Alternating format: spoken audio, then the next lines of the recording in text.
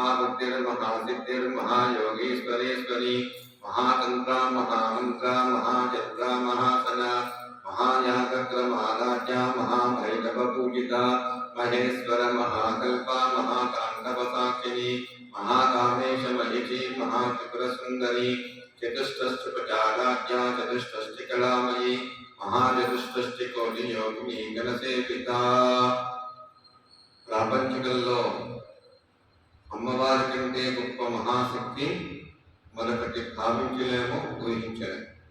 అటువంటి అచించమైనటువంటి రూపాన్ని మనం మహాలక్ష్మిగా, మహాసరస్వతిగా, శ్రీమద్ రాజరాజేశ్వరిగా, బాలాత్రిపురసుందరిగా, అనేక చైతన్యమూర్తులుగా మనం తలుస్తున్నాము, తెలుస్తున్నాము. ఉపచారంతో అమ్మవారి యొక్క పూజ చేస్తున్నాము. షోడశోపచారాలు, చతుష్షోపచారాలు, అలాగే అమ్మవారి యొక్క మూలమంత్రాన్ని జపము, మూలమంత్రాన్ని తర్పణము, మూలమంత్రాన్ని హోమము చేస్తున్నాము. ఇక్కడ సాంప్రదాయానికి విరుద్ధంగా కానీ, గురు ఆజ్ఞకు విరుద్ధంగా కానీ, లోక శ్రేయస్సుకి వ్యతిరేకంగా కానీ ఎటువంటి సాంప్రదాయం చేయకుండా ఆవిడ పాదాలు పట్టుకుంటే సాంద్ర కరుణ, ఎప్పుడు కూడా ఆవిడ యొక్క కరుణలో మనం ఉంటాం. నేను చాలా గొప్పవాణ్ణి అనుకోవడం చాలా పొరపాటు. మనం చేసేటువంటి పూజ గొప్ప శక్తికి చేస్తున్నాము. అటువంటి మహిమాన్వితమైన చైతన్యమూర్తి లేకపోతే నేనేమైపోతుంది.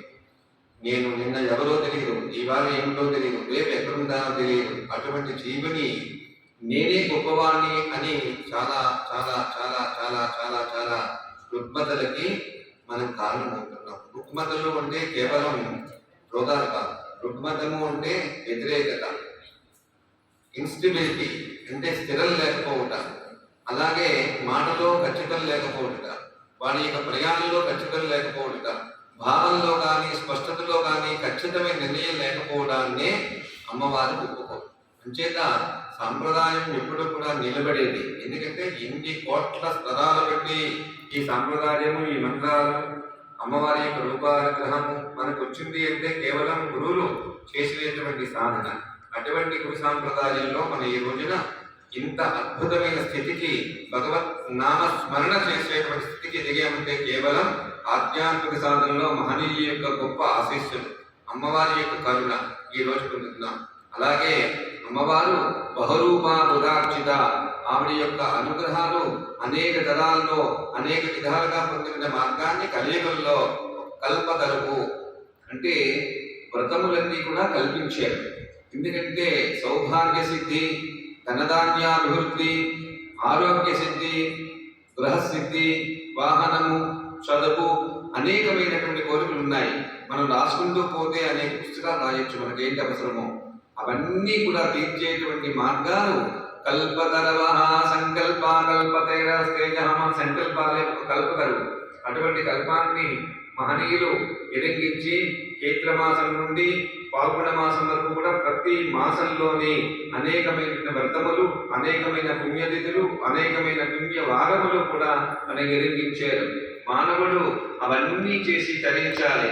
అటువంటి వాటిలో స్త్రీ ఏం చేయాలి, పురుషుడు ఏం చేయాలి, భార్యాభర్తలు కలిసి యజ్ఞయాగాల కృతులు ఎలా చేయాలి, పిల్లల అభివృద్ధికి ఎలా చేయాలి, సంతానం లేని వారికి ఏ విధంగా సంతానం కావాలి, అనారోగ్యం పాలైన వారికి అనారోగ్యం నుండి విముక్తి పొంది ఆరోగ్యవంతులు ఎలా అవ్వాలి, అలాగే భార్యాభర్తల అనురాగము, భార్యాభర్తలు అన్యోన్యత, అలాగే వివాహం లేదు, ఇలాగే ఎన్నో అనేకమైనటువంటి చదువులో కానీ విద్యలో కానీ అపారమైన విద్య ఉంటుంది, అపారమైనటువంటి చైతన్యం ఉంటుంది. కానీ పరీక్షలో వాడు పాస్ ఫెయిల్ అయిపోతుంటాడు. ఇలాన్నిటికీ మార్గాలు ఎదిగించారు. అన్నిటికీ ఒకటే కాదు. అంచేత అటువంటి సాంప్రదాయంలో మనం తెలుసుకో ఉంటే ఈ రోజున మహత్తరమైన గొప్ప భారం బృహత్ చైతన్యము అంటే ఈ రోజున అమ్మవారి యొక్క అనుగ్రహము, వరలక్ష్మీ వ్రతం అనేటువంటి వ్రతాన్ని భూలోకములో మానవులందరూ కూడా సుఖ సౌఖ్యాలతో ఉండేటువంటి మార్గాన్ని సారవతీదేవి అనేటువంటి అమ్మవారు సారవతీదేవికి తెలియపరిచింది. అటువంటి మహత్తర పర్వదినం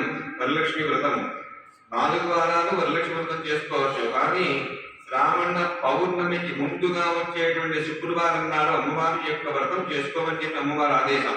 అటువంటి వ్రతాలు అన్నీ కూడా అనేకం ఉన్నాయి.